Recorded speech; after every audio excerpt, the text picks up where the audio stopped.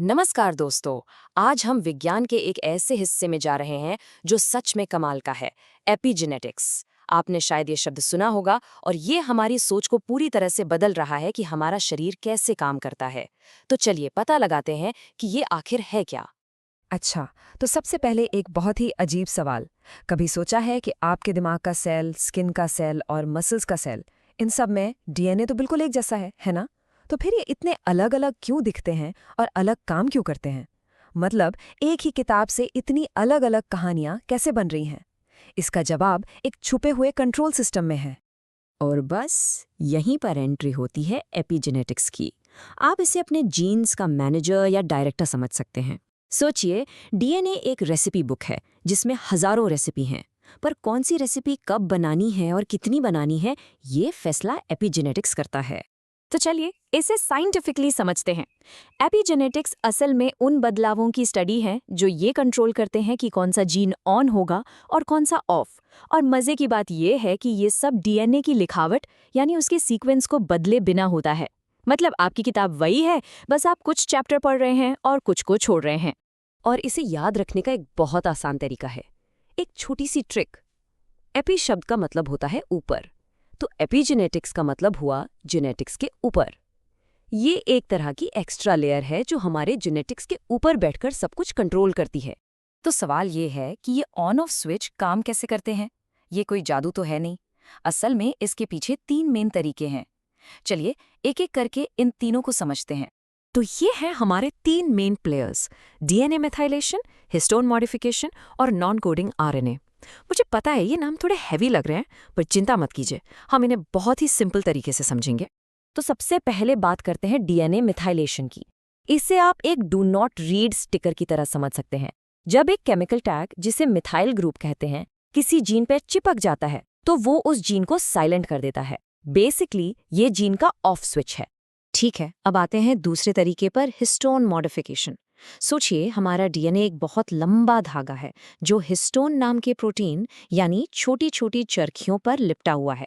अब ये धागा कितना टाइट या ढीला लिपटाए, इससे तय होता है कि जीन को पढ़ा जा सकेगा या नहीं। और यहाँ आप देख सकते हैं कि ये कैसे काम करता है।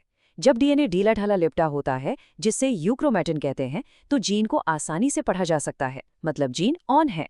लेकिन जब डीएनए बहुत कसकर पैक हो जाता है, जिसे हेटेरोक्रोमेटिन कहते हैं, तो उसे पढ़ना नामुमकिन हो जाता है और जीन ऑफ हो जाता है, बिल्कुल एक खुली और बंद किताब की तरह। और हाँ, वो तीसरा तरीका, नॉन कोडिंग आरएनए, वो छोटे मैनेजर की तरह काम करता है जो इन दोनों प्रोसेस को और भी बारीक तरीके से कंट्रोल करता है। चलिए अब बात करते हैं सबसे हैरान करने वाली चीज की। ये सब सिर्फ लैब में होने वाली बातें नहीं है, ये हमारी आपकी जिंदगी से सीधे तौर पर जुड़ा है। आपकी आदतें, आपका रहन सहन, ये सब आपके जीन्स पर अपनी छाप छोड़ रहे हैं।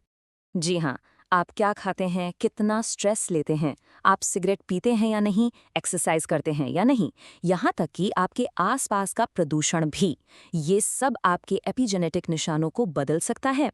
इसका मतलब जानते हैं क्या है? इसका मतलब है कि कंट्रोल कुछ हद तक आपके हाथ में है। और अगर आपको इसका जीता जागता सबूत चाहिए, तो आइडेंटिकल ट्विन्स से बेहतर कोई उदाहरण नहीं है। सोचिए, वे एक ही डीएनए के साथ पैदा होते हैं, बिल्कुल एक जैसे, लेकिन वक्त के साथ उनका माहौल और उनकी आदतें उनके एपिजेनेटिक पैटर्न को बिल्कुल अलग बना देती हैं। ये देखिए, जन्म के वक्त इन जुड़वा बच्चों का डीएनए तो 100% सेम है ही, उनके एपिजेनेटिक निशान भी लगभग एक जैसे होते हैं।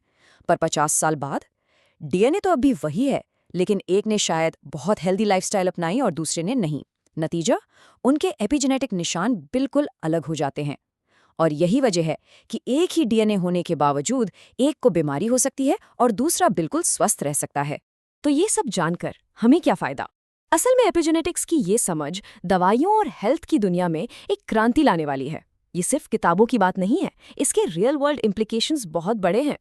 सोचिए, हम ऐसी दवाएं बना रहे हैं जो कैंसर सेल्स में गलत जीन्स को ऑफ कर सकती हैं। हम अल्जाइमर जैसी बीमारियों को समझने और शायद ठीक करने के करीब पहुंच रहे हैं।